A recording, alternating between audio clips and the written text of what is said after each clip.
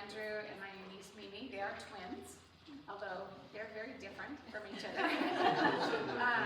But because we had both of them in town, we sort of wanted to take a few moments to tell you about what's been going on in our life for the last 15 years, I guess, and how it's just molded into something else. So I'm going to let Mimi very well take over from me. It's like you're running away. Yeah, it does look like it. They're not in the place where I usually am in the front. So I'm Mimi, also known as Miriam, depending on who you are. And we're excited just to share a little bit of our story, Andrew's story, our story as a family. It feels very natural to me to be gathered around a fire. Oh, Andrew had Uncle Greg turn the fire off. We start a lot of our programs at Boulder Crest gathered around a fire because there's something just really beautiful about being with other human beings, connecting over a fire. There's a lot of tradition and culture and symbolism, not just of being forged by fire and transformation, but also an opportunity to build trust and connection. So in that spirit, we thought we would start by me interviewing Andrew about his experiences, and we did not rehearse this, so full disclosure, I'm not totally sure what's going to happen, but I'm pretty sure it'll be enriching, or at least entertaining. So, first question, Andrew. That's one of your favorites. What happened to you? Well, my dad was human and my mom was a robot. Gestation period is 4.5 months for half human, half. No, so I was in the Navy. I was in EOD Tech. I was serving in Afghanistan. EOD stands for Explosive Ordnance Disposal. They're the guys that go take apart bombs so they don't go off, or dispose of them in a manner that hopefully reduces damage to property or personnel. We do anything from a hand grenade to a nuclear warhead, everything in between, chemical, biological, everything. I was serving in Afghanistan in that capacity in the Navy in 2011, working with SEAL Team 10, and I found a few IEDs on a hillside the wrong way. We rolled over double stacked Yopuck, which is basically 80 pounds of HME homemade explosives in the middle of the night after an op, October 1st, 2011, and I ended up losing both my legs and my left arm. Came back to America through all that, and it took a couple weeks to get back here. Woke up in America. I don't actually remember the op. I only remember kind of like the day before maybe, and it's kind of like Groundhog's Day there, like you did the same things mostly. If you weren't going out patrols, doing ops, or whatever. And so yeah, I woke up in America, minus 3 limbs. My sister was there. My family was there due to some help through the Yogi Warrior Foundation, which is how I met Ken, who is the founder of Boulder Crest Retreat. And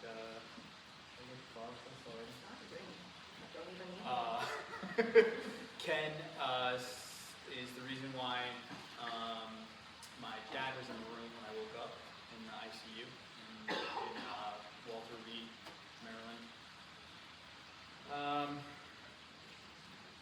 Yeah. So backing up a little bit, what made you want to join the Navy and become a bomb tech?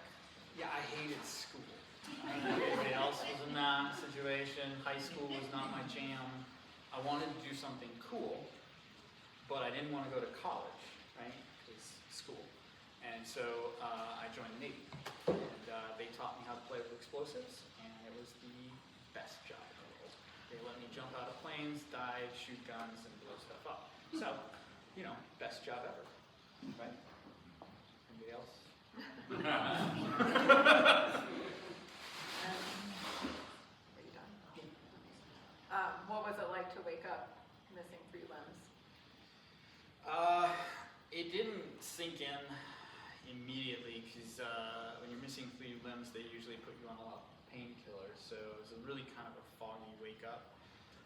Found out later the way that I woke up. Actually, I I was dreaming, and then I woke up and my dad was there. The dream that I was having, I was in Afghanistan and I was blown up. And in the dream, I was in an Afghani hospital, and there were two guys with a flashlight and a photo going down the row of hospital beds. And they were checking faces. And when I looked over and saw them, I was like, oh, they're here for me. One of the benefits of being an EOD tech in Afghanistan at that time is that you have a pretty high bounty on your head. And it's enough that they would never have to work again in their lives. So I was like, I gotta get out of here. And that's when I woke up. And my dad was there in the room. He was like, hey, you're in America. It's okay. I'm here. You're safe. Like, okay. I told that story to my uncle a few years later, a few years ago, so it's been 14 years. I think it was like 4 years ago, I told it to my uncle at deer camp. My dad, who was there, he was like, yeah, you woke up like that multiple times.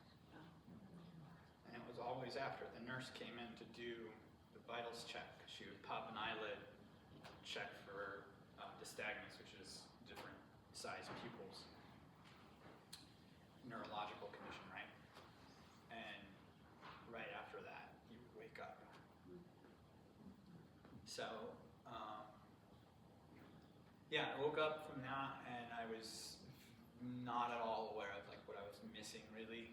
I just like, okay, I'm safe. I'm like in a very kind of drug-induced state of not really in pain, but comfortable enough to sleep for the most part. And then as more surgeries, more cleanouts, more healing happened, I gained more awareness, and then it was like, okay, now start to think about life with prosthetics or whatever, what that would look like. What was that recovery like? So mine was actually short, believe it or not. I have friends who have like over 100 surgeries. They didn't stand up in their prosthetics until a year and a half, 2 years post-injury.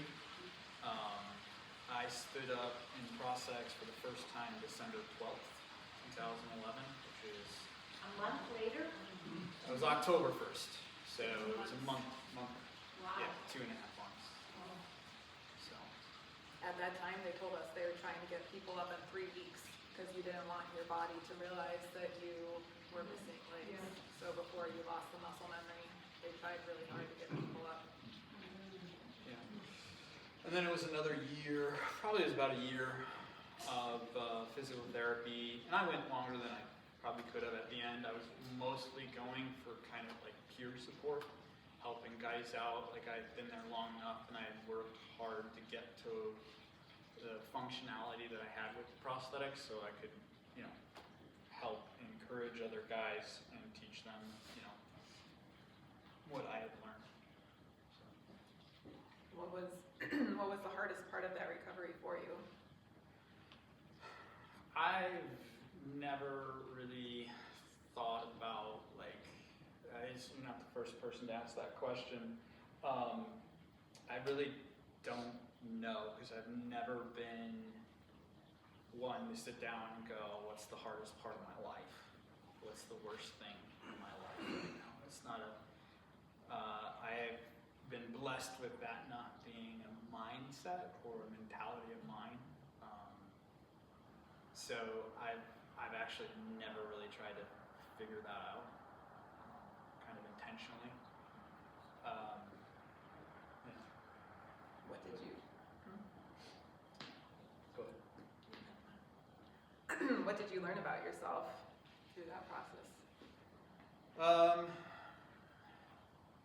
So through that, I don't know if you remember this, but when we were in the hospital, this was accounted to me, I think through my dad and my mom later, they had asked like the nurses and doctors, like, what's he gonna be like when he comes out on the other side of this? Like, what's like the expectation, right? And they said for the most part, what we've seen is that this kind of experience makes them more of what they were. So if they were angry and bitter before, it's gonna be angry and bitter, more angry and bitter after. If they were happy and positive, probably gonna be more happy and positive. It's interesting, we probably can all point to people in our lives who have endured some sort of hardship and go, yeah, that person, like, for some reason, they came out in a more positive mindset or mentality than other people have in similar situations. But everybody's different, though. We all have our own experiences. Experiences shape perspective.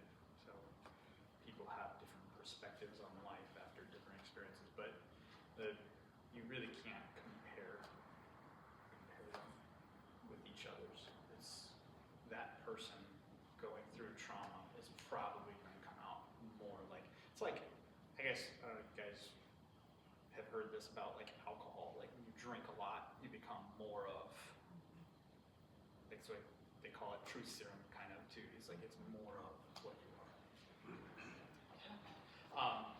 Did that answer your question? Do you have something else to say? I think so. I mean, good. How long do you guys got? Can you guys hear me all night? I don't know. Yeah, you're fine. How has everything you've gone through changed your perspective about yourself and the world, and the place in the world?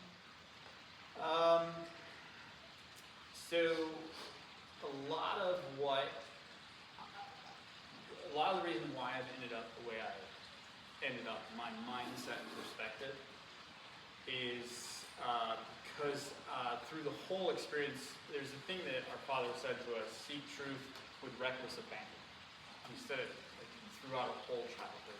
Like it's not ground into us, but it was like an influential thing that we can fall back on. And so after getting blown up, like, okay, like, what's the truth? What matters? I see massively successful people.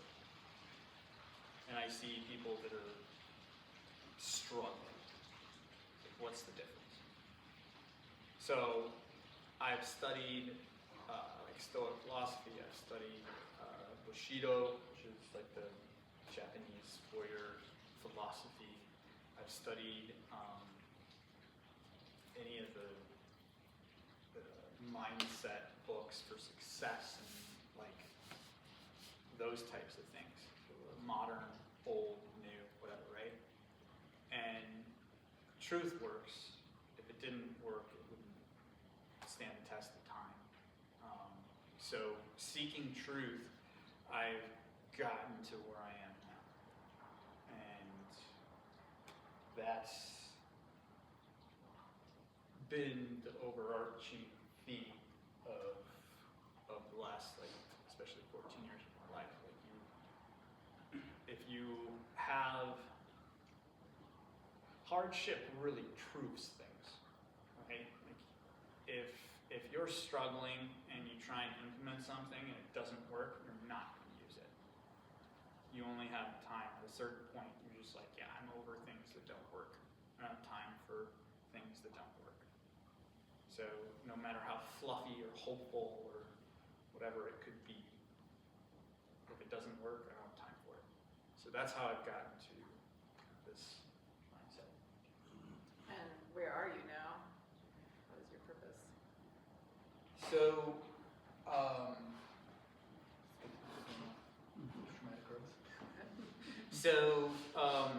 one of the things one of the books that I read was Struggle Well by Josh Goldberg and Ken Ken Falk was the reason my dad was in the hospital room, because he started the EOD Warrior Foundation, and they are the ones who funded my parents to come to Walter Reed.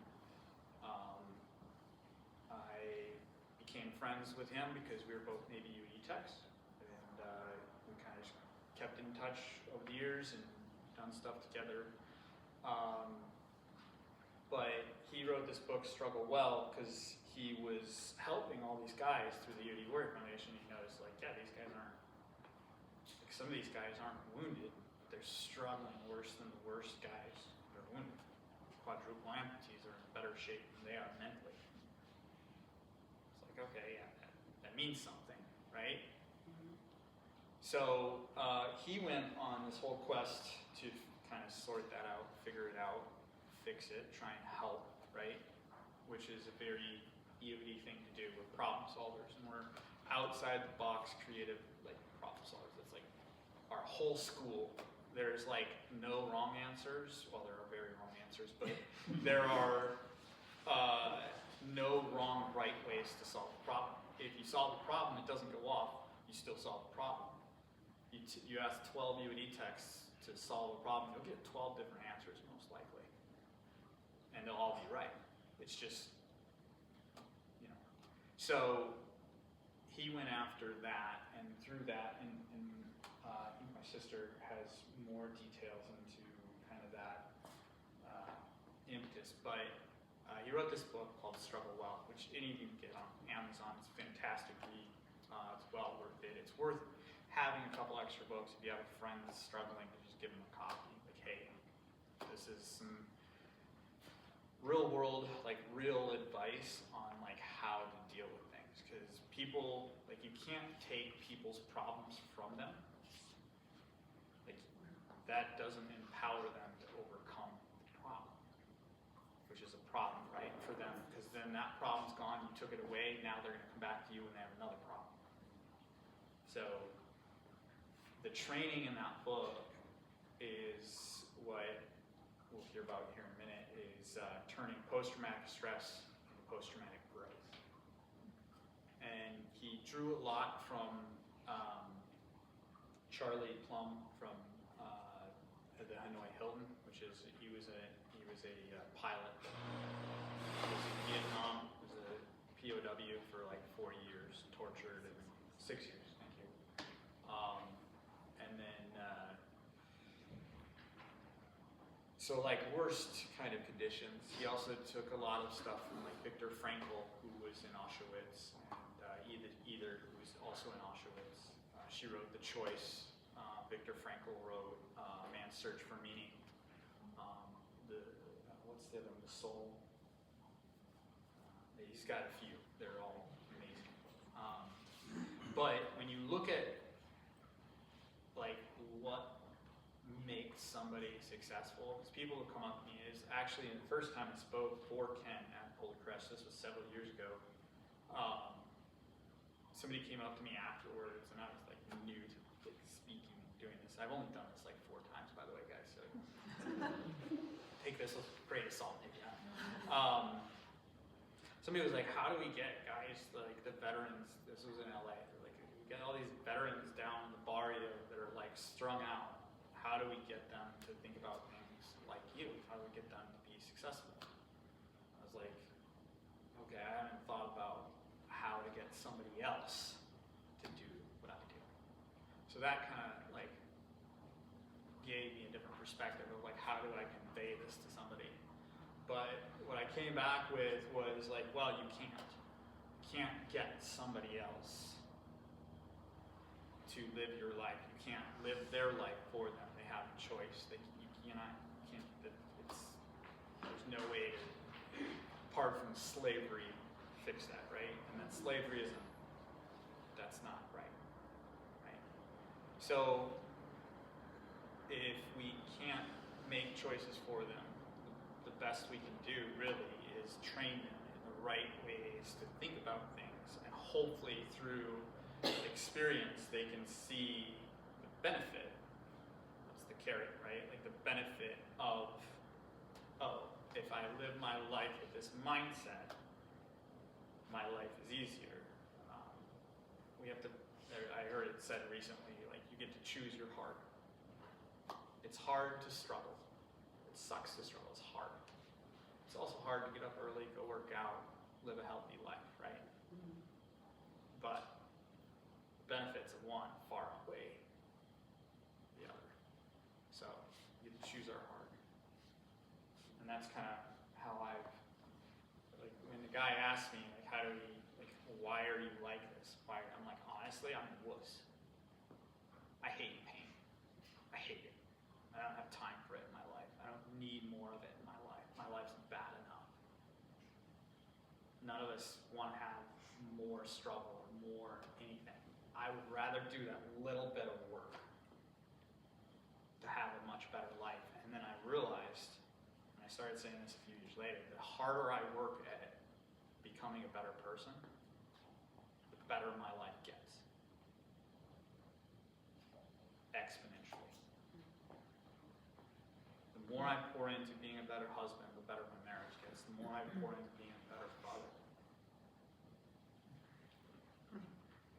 It gets a lot better.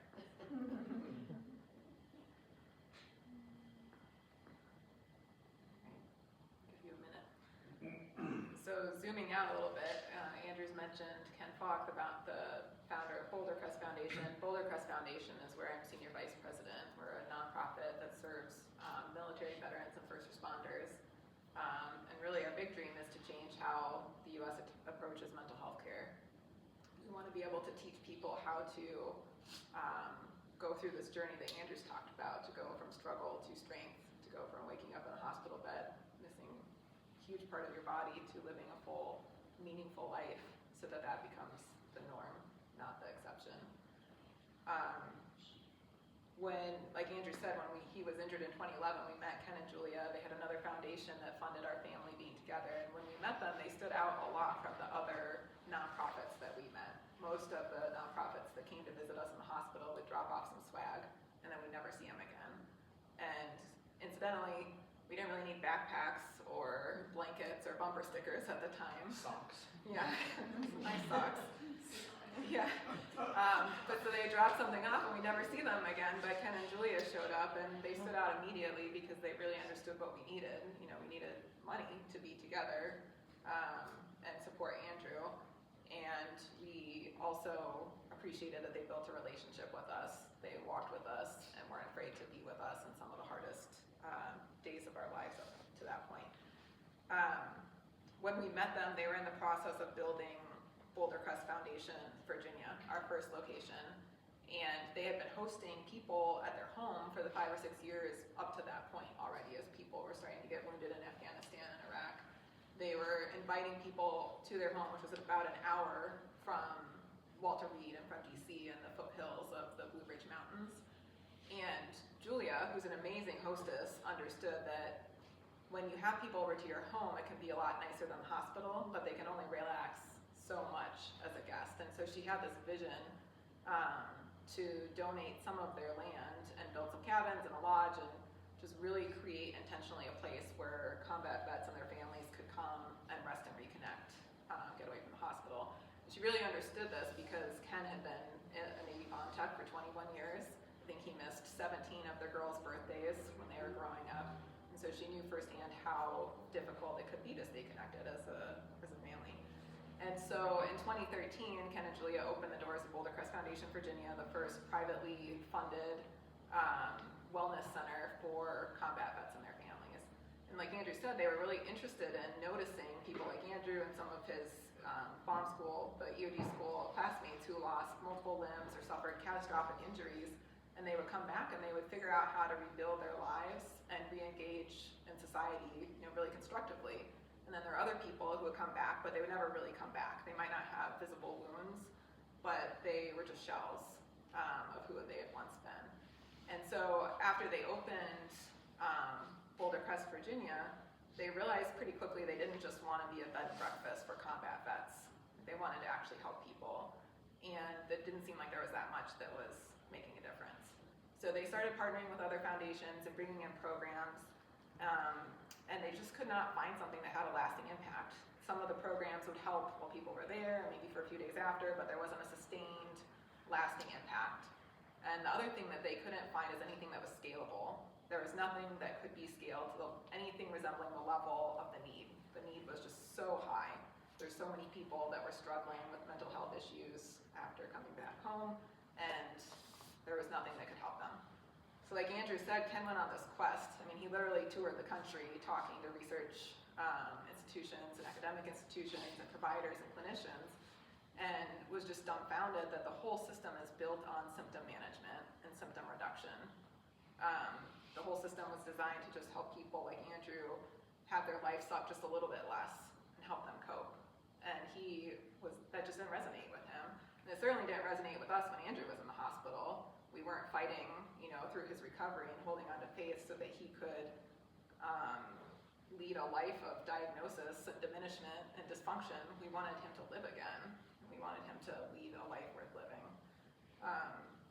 So Ken had almost given up in his quest. He just could not find anything when he met Dr. Richard Tedeschi in 2014. And Rich is still with us at Boulder Crest. He's the executive director of our research institute. And he had coined this term of post-traumatic growth that Andrew mentioned in 1995. It's just the idea, post-traumatic growth is just the idea that struggle can also catalyze profound growth. That something really bad can happen and then good things can come out of it, which is one of the oldest ideas in the world. It's in every religion, it's in every wisdom tradition, but it didn't exist in the trauma literature until he coined that term in 1995. And like Andrew had mentioned, part of coining that term, Rich had been studying the origin of wisdom with his research partner up till that point. He, just based on that idea that wisdom comes from suffering, he and his research partner were looking at 3 different populations and interviewing hundreds of people across the POWs in Vietnam, people who had lost their children, and people who had become disabled later in life. And what he noticed was that across those hundreds and hundreds of people, there was some of them that had learned how to thrive again in the aftermath of just truly unimaginable trauma and loss and grief and suffering. And so they started looking at those people and trying to figure out what was similar. And they noticed 5 themes that those people talked about, often in exactly the same language. And you heard really all of them in what Andrew was talking about.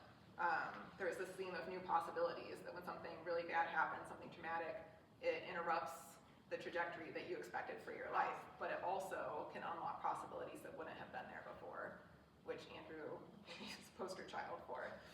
He really liked his life. He really liked living in a video game. And it was really hard when that stopped, but there's also been a lot of fulfillment that wouldn't have been there as well. Some of the other themes were deeper relationships, not only becoming closer to the people immediately in your life, Andrew's wife, Lindsay, our family, that thankfully was able to be together and be there every time he woke up in the hospital. To this day, if Andrew's in the hospital, one of us is with him. We just do not let him go there alone. And that's not available for everybody, but that created deeper relationships. And it's not just deeper relationships with the people immediately around you, it's also this general increased sense of connection to other people who have suffered that often comes out of trauma. Some of the other themes were personal strength, an idea that if I can get through that, I can get through anything. And appreciation for life, gratitude for the big things and the small things and the perspective. And then the 5th theme was spiritual or existential change, just the idea that you explore this deeper spiritual side of life and yourself and ideas that you might not have otherwise explored or up to that point. And that always leads to a lot of paradoxical thinking. Again, like something really bad could happen and good things could come out of it, that life is beautiful and life is awful, and usually at the same time. And being able to hold that. And that also ends up often taking the form of service, being able to share the wisdom that you learned, being able to make meaning out of what happened, to share that. And so those 5 themes became the domains of post-traumatic growth. And when he met Rich, he had 2 questions immediately. He heard about all this and he's like, number 1, why have I never heard of this before? In all of his years in the military and in the government, why has no one ever told me that post-traumatic growth is an option? That PTSD is not inevitable and it's not permanent. And his second question was, can we teach people how to do this? And Rich was like, well, no one's ever asked me that before, but let's try it. And so that became what Boulder Crest did. We operationalized the scientific framework of post-traumatic growth, and that turned into the programs that we have today. We have 4 main programs. The first one is staying true to the original vision, this idea of rest and reconnection. We host combat veterans and their families for free in 5-star accommodations with 5-star service and provide space for them to just rest and reconnect. We have a program for training licensed mental health care professionals. We know that we can't personally tell everybody about post-traumatic growth, so we try to teach other people how to integrate it into their treatment and their practices and scale that way. Another program we have is called Struggle Well, just like the book. It's for first responders and active duty military, where it's a classroom-based program, skills-based program of post-traumatic growth that's designed not only to help people individually grow and prepare them for even future trauma, and teach them the skills for how to metabolize it, but also organizational change. And then the 4th program is Warrior Path, which is for combat vets. It's our most intensive program. It starts with a 7-day in-residence portion and then followed by 12 weeks of follow-up support and accountability and learning, which Andrew, you've been to Warrior Path. Yep. Do you want to talk about that a little bit? Yeah. Well, the first thing I would say about it is it's not therapy. It's training. It's like most of the guys who have been in combat don't want to sit down and talk to a therapist, but they're willing to go through a lot of training. And usually pretty hard training. So when you get them together in a group where they don't know each other, and you're like, okay, we're going to talk about some hard stuff, they'll show up in authenticity. And the training that the curriculum has within it has been able to produce some really good results, lasting, like, yeah, I was thinking about my life this way. I went into a program, got some training, and now I think about my life differently. And one of the cool things that they would encourage us with, because you're there, you're like in the training, and like you're with the guys that you kind of like are bonding with, and you get like all excited to go back. Like, I'm gonna do so much better at life now. All these things are gonna be better. And one of the things that they tell us is like, don't go back and talk about it. Go back and do it. Go back and do it. And in a few months, people will come to you like, yeah, you're different. What changed? Like, okay, yeah, I changed the way I thought about my life, about my situation, about the things that happened to me. We are not the things that happen to us. We are not our emotions. We're not our feelings. They lie to us. Know that you can choose different ways to think about the things that happen to you, and you can have a better life. And it's training, seeking that, okay, bad stuff happens to everyone. Whether you're a good person or a bad person, bad stuff happens to everybody. How you think about it is what determines how you come out of it. We've done a longitudinal study, and we rigorously measure and evaluate our programs, and we found that there's a sustained decrease between 50 and 60% in depression, anxiety, and PTSD symptoms in our participants, which is unprecedented. I mean, there's not medication that To can do give that. you reference, the VA success rate for treating PTS, and it's the VA, right? Veterans Administration. You'd think they would be pretty good at it. Their success rate is 3%. Ours is 58%. And we also measure post-traumatic growth, and our participants have a sustained increase in almost 60% post-traumatic growth indicators. We measure those 5 domains of post-traumatic growth, and they score the highest, much above 60% in deeper relationships and new possibilities, which to me is the most amazing thing. So when people come to our programs, they leave with not just that skill set, they leave with hope and deeper relationships and new possibilities in their life. A willingness to pursue the better life. And no So Ken and Julia, when they opened Boulder Crest, their dream was to serve 700 people a year. And at the end of 2013, we will have served over 160,000 people, military veterans, first responders, their families, and mental health care professionals. At the end of 2025, we'll have served over 40,000. And we've done all of that at no cost to our participants because we have an amazing base of donors and volunteers and people who support us and are behind us in so many different ways. For me, what's most amazing is that my story with Boulder Crest started as a family member of a wounded Navy bomb tech, but I'm also a veteran, and I worked for the federal government for 14 years after I got out of the Army. So it's very personal to me too. It hits hard in the core. And for me, everything changed. When Andrew got wounded, I was a very young and ambitious and idealistic national security professional. And I was very confident that I could save the world single-handedly, probably. And I wanted to be an international super spy, but that's a whole different thing. But in the moment, you know, you get that phone call of what happened to Andrew, it's like my entire perspective changed. And I didn't care about any of that in the same way anymore. I was much more wanting to figure out how to support my brother and my family through this really hard thing that happened to us, get to the other side and figure out then how to help other people do the same thing.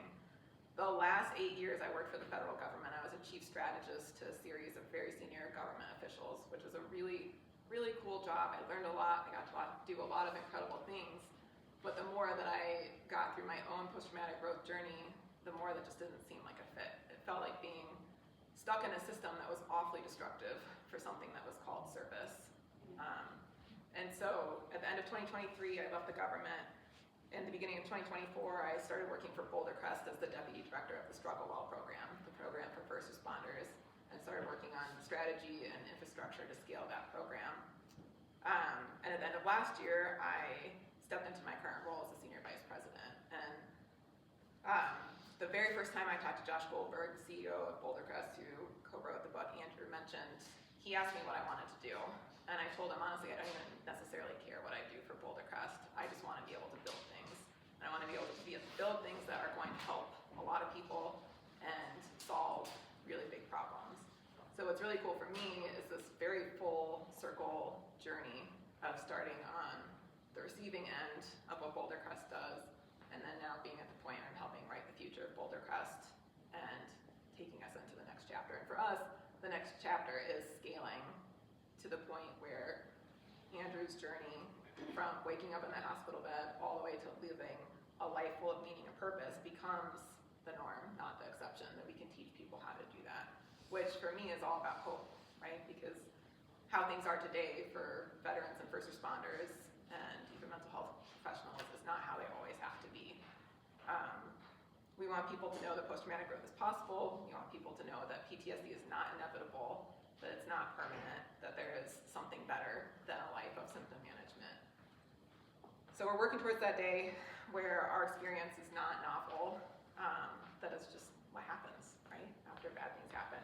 Because what Andrew was talking about tonight really is not luck or unusual strength or grit or even resilience. It's a learnable set of skills. And we want to make sure that everybody who keeps us safe, that serves our communities, knows that set of skills and can navigate it in that way. Because when they learn how to struggle well, then that trickles through what they do and the communities they serve and their families and their work cultures. And we want that to be available to everybody. So that's who we are and what we do. Thank you for spending your time with us this evening, and we're happy to chat more and answer questions. You guys have any questions? Well, I want to say, when I have a bad day, it's a bad day on the golf course. And that is nothing compared to what you've gone through. So I thank you for your courage and your bravery and your positive attitude. So go for it. Thank you.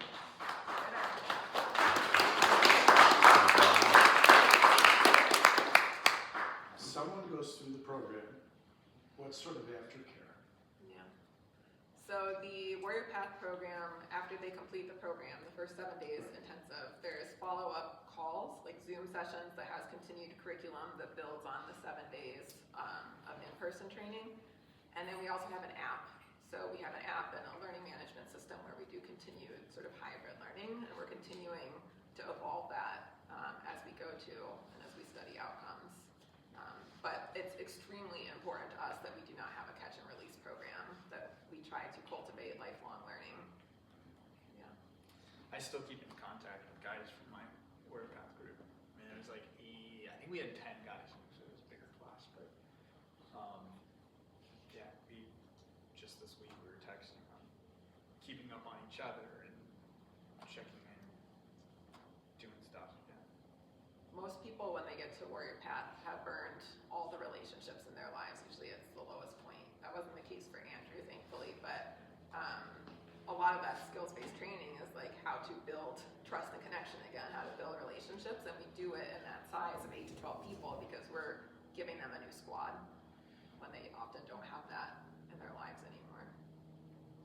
Yeah, that's one of the things that I had to do when I went to Warrior Path. I had been studying all this stuff, so philosophy, the book, Struggle Well, like I knew what we were going to talk about for the most part, and I had my stuff together pretty well. Like, so when I went into it, I intentionally went into it with like, okay, I'm not going to go into this thinking that I already know all this stuff. There's nothing. I literally went into it going, okay, what do I not know that's here? Where can I improve where I haven't yet?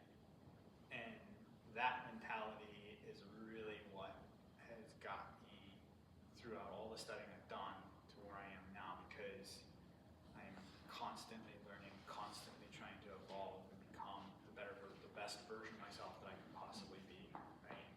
So it's not just catch and release for that reason. We as humans need to keep evolving throughout our lives. Otherwise, you're either going to stagnate or backslide, and if you're not moving forward, honestly, I think you're losing time and you're backsliding, right? And you're missing out, right? Like you're missing out on a better life. You're missing out on more peace, more joy, more happiness, more gratitude, more service. So. And That's you're your question. twins. You're both brother and sister. That's amazing. That's That's wonderful. what our parents tell That's us. great.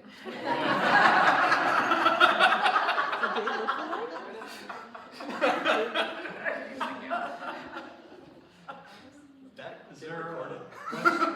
is there a West Coast Boulder Crest or a Oh, good desire question. to Yeah. launch one because of the Yeah. agglomeration of veterans and Mhm. particularly in the Southwest? Yeah, great question. I'm glad you asked that.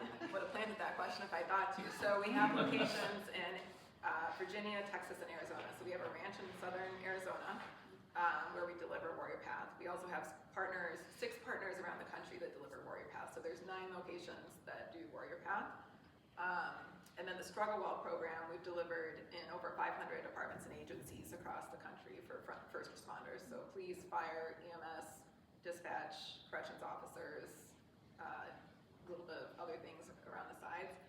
And Arizona is actually where we've probably saturated the most departments. Tucson PD has been a very early adopter of Struggle Well, and from their cadets and training all the way through the retirees, both sworn and civilian. Georgie can tell you more about the more local departments and agencies that we're in Struggle Well, but Arizona is a huge location for us. That's part of Ken's scaling mentality, right? Like he can't run enough programs in a year to take care of everyone.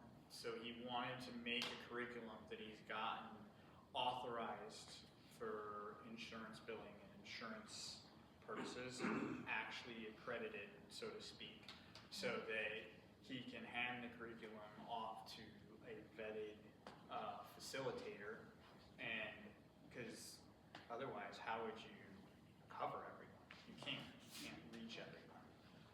So is that? The insurance thing is still a dream. We're working on that. Sorry. Either. But partnering with the VA and the DoD, and I don't actually work there. But I did want to, I'm Georgie, I think I know most of you coming in. I'm a Richie family friend, and I am the development director for Boulder Crest, and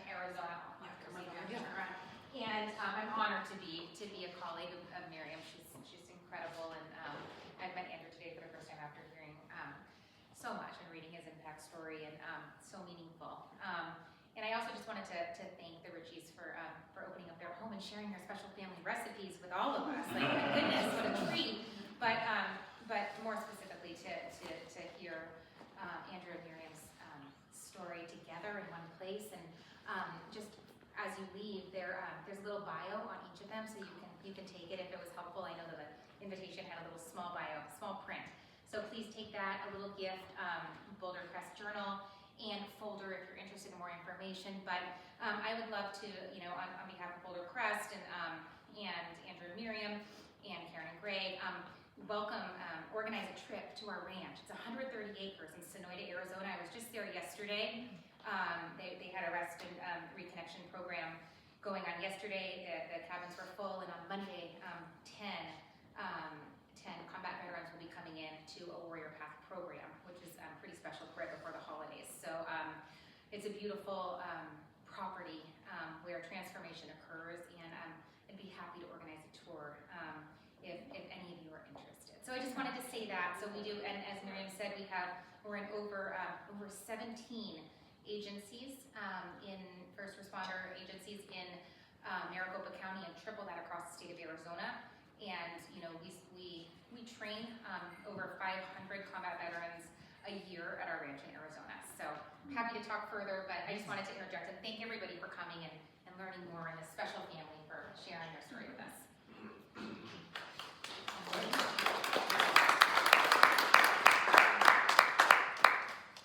We can take more questions too if you want. I don't want you guys to leave with unanswered question. I mean, come see us, or We also we don't also want want to to hold you hostage. So if you have to leave, please feel free to go. But if you have questions that other people might want to hear. And did you talk about the wine? Don't they donate to your cause? So So Leon Tackett is the owner of Tackett Family Vineyards. He's former Navy EOD tech. Him and Ken Falk served together. They've been friends for years. Leon Tackett is actually on the board of directors for the EOD Warrior Foundation, who helped me and my family out, of course. So the EOD Sellers labels, a portion of those proceeds goes to the EOD Warrior Foundation. And then he does have one or two bottles, I think, that are for Boulder Crest as well. And if you go to Tackett Family Vineyards online, search that, you can see whatever their options are. He's a fantastic winemaker. So, in my opinion, I've only been drinking wine since I was 13. So. Italian. You didn't like school. Did not like school. Nothing to do with the wine. Nothing to do with the wine. We're twins. Yeah. She went to like all the school. I just like You made found them do it one for you. school where they let me play I'm such a outside brother. and with explosives. So that was the only way I made it through. They call it the University of Bombs and Bullets. What was sisters, what did you do in the military? I enlisted initially as a Chinese linguist. Oh. So to the Defense Language Institute in Monterey, California to learn Chinese. They gave me 65 weeks. And then I went to West Point. Ended up getting out of the Army after West Point. I hurt my back. I was on the Army powerlifting team, which is a whole different thing that people my height are not supposed to do. And so got out of the Army and went to work for the federal government instead. Is your family, is there a history of military service? Dad was in the Navy. Both of our grandpas served. One in the Navy, one in the Air Guard, right? He was in the Army, and he was actually in the Army when he became the Air Force. He was in the Air, not Air Guard, Air Corps. Air Corps, there we go. Thank you. Thank you, yes. Well, it became the Well, Air it Force. became the but Air first Force. it was- He was in both. He was in the Army, enlisted. Yep. Yeah, he was enlisted in the Army. Yeah. yeah. I think his dog tag even says Army. I have his dog tag. Is this your brothers? My sister's kids. Your sisters, okay. They're the cool aunt and uncle. Yes. Do you have uncle? It's a different presentation. See us after.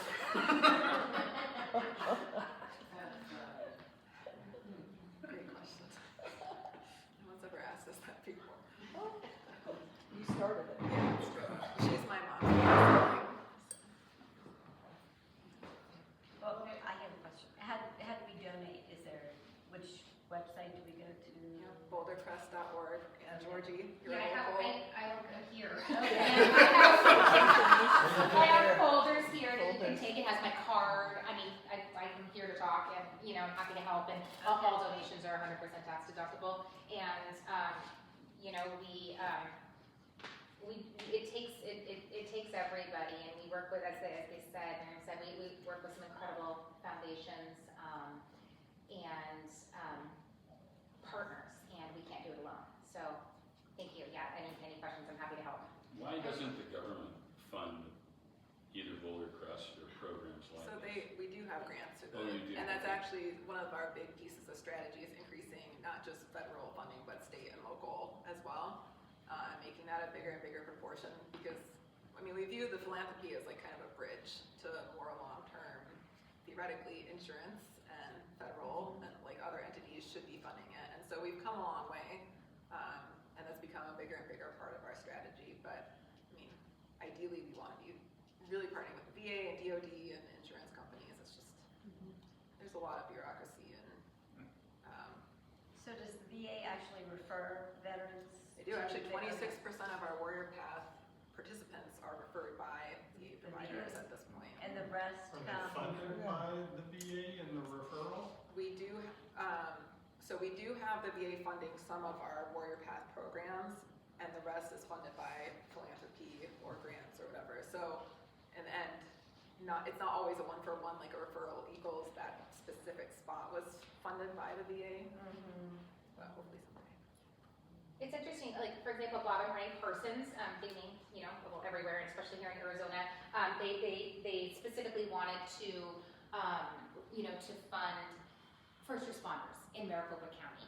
And so people can decide, okay, you know, if our ranch programming serves combat veterans, military members, and their families, and, you know, if that is close to somebody's heart and they want to support, you know, 10 combat veterans who are going through Warrior Path, and that, you know, that's what they want to support, we can make that happen. If they want to support a Struggle Well program in Gilbert, Arizona, you know, we can make that happen. We have, you know, regional directors and people. I mean, this is a national organization, and here in the state of Arizona, we have a lot, you know, we have a lot of opportunities for people. So, you know, whatever is meaningful to people's heart is incredible to, you know, to help turn, you know, struggle into power and help transform lives and really give back to those who have given their life to service and to protecting us.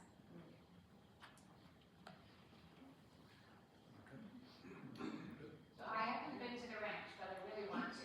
We'll go. We'll get a trip If together. any of you are interested, I'll work with Georgie and Yeah. figure out a time with you. It's not that far away, you know, Tucson is still No, very close. I So looked if at it anyone's yesterday. interested, let me know. We'll make it happen. It's beautiful. We'll send a follow-up email, you know, and people can, you know, after the holidays, when everything slows down a little bit, you know, we can get a trip going. It's lovely. It's meaningful, and it's really, it's a special place. That would be great trip. Do you have pastors that work with your organization, or? We do not have pastors working. I mean, I'm sure there are people who are pastors who also are guides for us, but we aren't affiliated with any particular religion. We make a lot of space for that is usually part of the meaning-making process. But we're not affiliated with any particular religion or faith. One of the things that I like about the Warrior Path curriculum, Struggle Well, is truth. And truth works. Truth is, I mean, if it doesn't work, then it's not true, right? So it's looking at it from like that faith perspective is like, yeah, if it's true, it's good, and we can follow it, and it will lead us where we need to be. Does that make sense? Yeah, difference between the truth and my truth, right? Right. Yeah. Well, and even when you get into my truth, you go through something hard, and your truth is going to get tested. And if it's not the truth, then Right, exactly. it's not going to stand the test of time.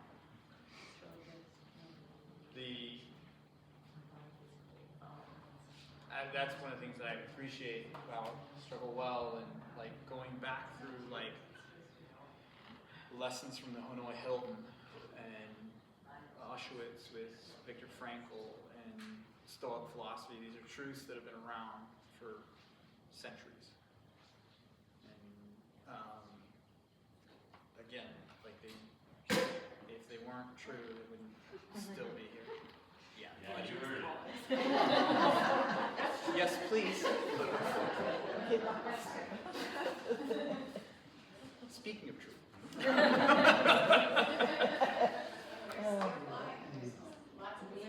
More cookies.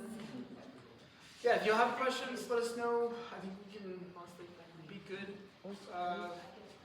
Feel free to leave. We'll let my aunt kick you out if you stay.